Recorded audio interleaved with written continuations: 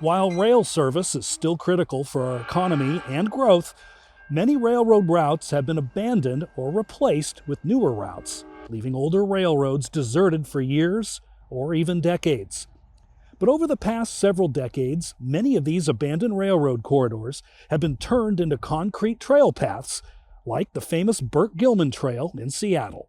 And many of these projects, when they're completed, like the Burke-Gilman, will become known as part of the Great American Rail Trail, a bike path connecting Washington, D.C. all the way across the country to the Washington coast.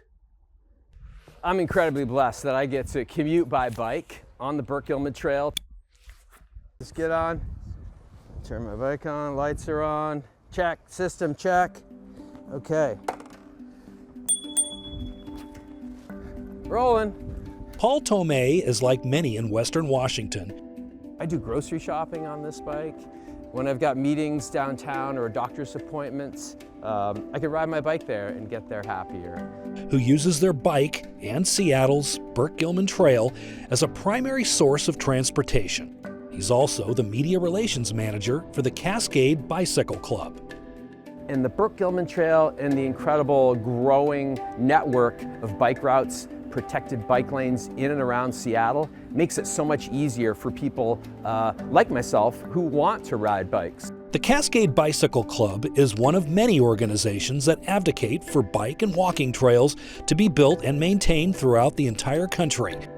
That it benefits communities economically, giving people the ability to safely walk and bike to places really enhances the community. One other organization is the Rails to Trails Conservancy, a not-for-profit working to help communities get old railways converted into bike and walking trails. And this includes their biggest project, building a bike trail that connects Washington, D.C. to our Washington coast, just as the railroad did well over a century ago. This trail is using over 150 existing rail networks, and when finished, it'll create over 3,700 miles of trail. So far, this project has completed over 2,000 of those miles, with links being added in 12 states since it was first started back in 2019. We know people use trails more frequently when they're connected to each other in a really well planned out method. Kevin Bell is with the National Rails to Trails Conservancy based in Washington, D.C. We launched this project officially in 2019. We had just about 1,900 miles built on the ground. We are now 5 years into the project. We're over 55% complete now, which means there's over 2,050-60 miles on the ground.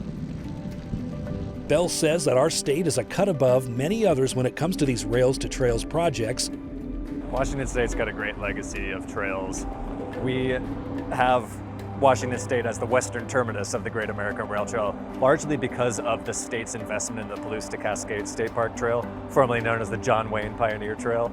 The state purchased that whole rail corridor, I believe in the 80s when it was up for sale. And that was really forward thinking of the state because other states, I won't call out by name, did not do that. And they're having a harder time now repiecing some of those longer networks together. California may have the Beverly Hillbillies, but we've got the Beverly Bridge.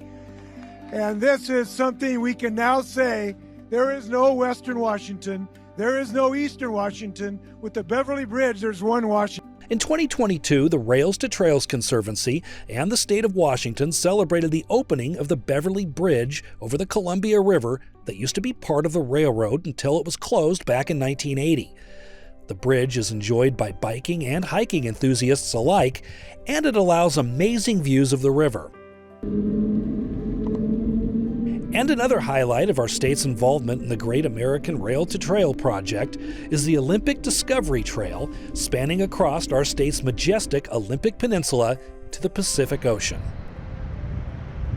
Currently, the Foothills National Recreation Trail is developed here from the East Puyallup Trailhead in Puyallup. One such project happening locally is the Foothills Rails to Trails Coalition in Pierce and King counties.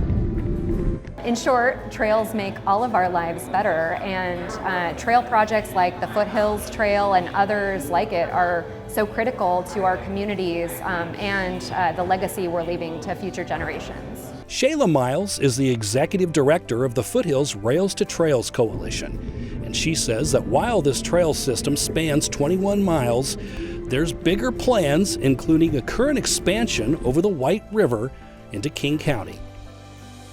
So the Foothills Coalition is the supporting nonprofit organization of the Foothills National Recreation Trail.